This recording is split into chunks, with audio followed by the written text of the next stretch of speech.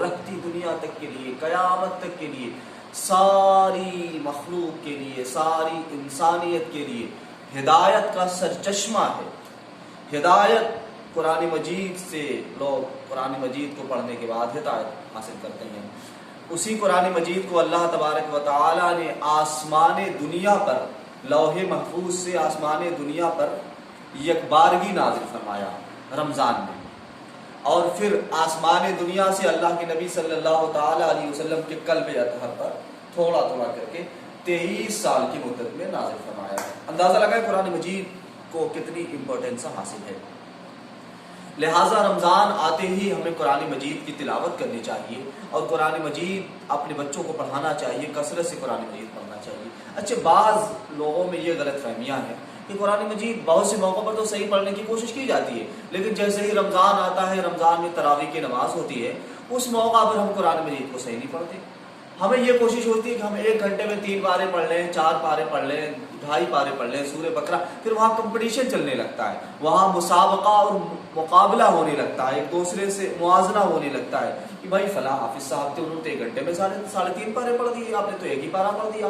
تو ایسا نہیں کرنا چاہیے۔ ہماری کوشش یہ ہونی چاہیے کہ قرآن مجید کو درست پڑھیں، صحیح پڑھیں۔ اللہ کا ارشاد قرآن مجید میں ہے وَرَتِّلِ الْقُرْآنَ تَرْتِيلًا، قرآن مجید کو درست پڑھا کرو، صحیح تلفظ سے پڑھا کرو، صحیح مخارج حروف کی ادائیگی کے ساتھ قرآن مجید کو پڑھا کرو، یہ اللہ کا ارشاد ہے۔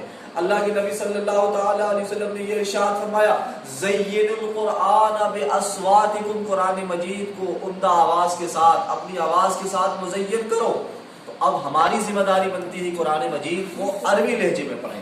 اب ایسا نہیں ہوتا کہ بعض لوگوں کو دیکھا جاتا ہے کہ کسی عجمی لہجے میں یا کسی نعت خوانی کے انداز میں قرآن مجید کو پڑھنے کی کوشش کرتے ہیں، ایسا نہیں کرنا چاہیے۔ قرآن مجید کو ہمیشہ عربی لہجے میں پڑھنے کی کوشش ہماری ہونی چاہیے۔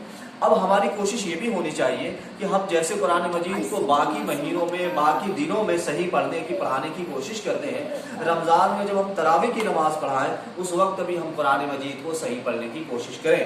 ہمارا قرآن مجید میں کہیں سے بھی جو ہے وہ نہیں ہونا چاہیے کہ ہم جلدی بازی میں قرآن مجید کو درست نہ پڑھیں۔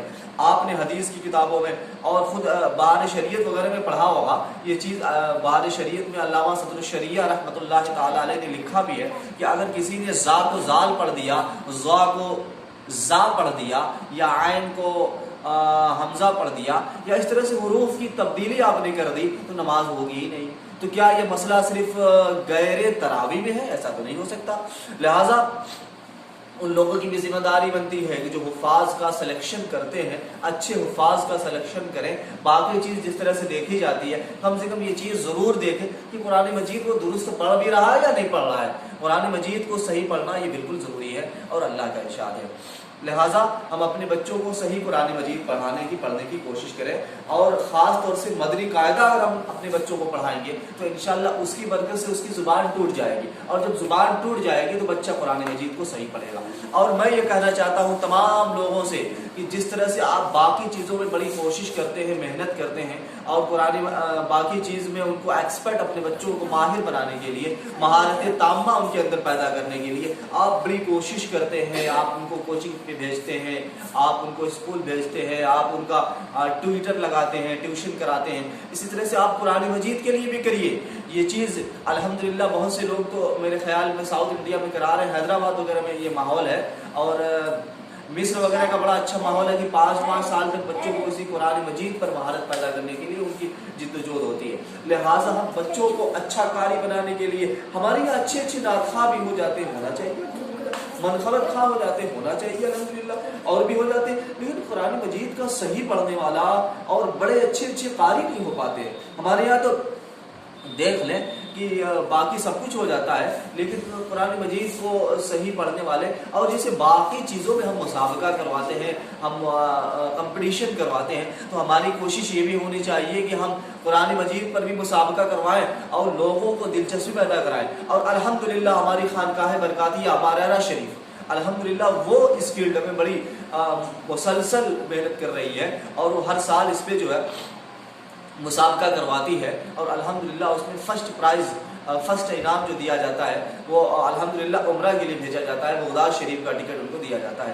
تو یہ بہت اچھی ایک پہل ہے، اور اس چیز پہ اور اسی روش پہ ہمیں تمام لوگوں کو چلنا چاہیے. خاص طور سے ہم جو اہل علم حضرات ہیں ان کی کوشش ہونی چاہیے کہ قرآن مجید کو صحیح پڑھنے پر لوگوں کو رغبت دلائیں. کیسے لوگ اس چیز سے جڑے؟ اچھا ہم دیکھیں ہمارے یہاں بعض جو لوگ ہوتے ہیں، خطبہ ہوتے ہیں، واعظین ہوتے ہیں، ان کے خطابات بھی قرآن مجید کے دلائل سے، آیات سے خالی ہوتے ہیں، عاری ہوتے ہیں. ان کی سارے خطابات تو ہو جاتے ہیں لیکن قرآن مجید کی ایک آدھ آیتیں بیچ میں کوٹ کر پاتے ہیں، کرتے ہی نہیں ہیں. اس کا صاف مطلب یہ ہے کہ قرآن مجید کو عملاً وہ اہمیت نہیں دی جاتی ہے جو دینی چاہیے. حالانکہ قرآن مجید میں تو ہر چیز کی دلیل موجود ہے، قرآن مجید میں تو سارا بیان موجود ہے، قرآن مجید میں تو ایک ایک ذرے کا، ایک ایک شے کا ذکر ہے. ولا رطب ولا یابس الا فی کتاب مبین. دنیا کی کوئی شے ایسی نہیں ہے جس کا ذکر قرآن مجید میں نہ ہو. اب آپ اندازہ لگائیں کہ جب قرآن مجید میں ہر چیز کا ذکر موجود ہے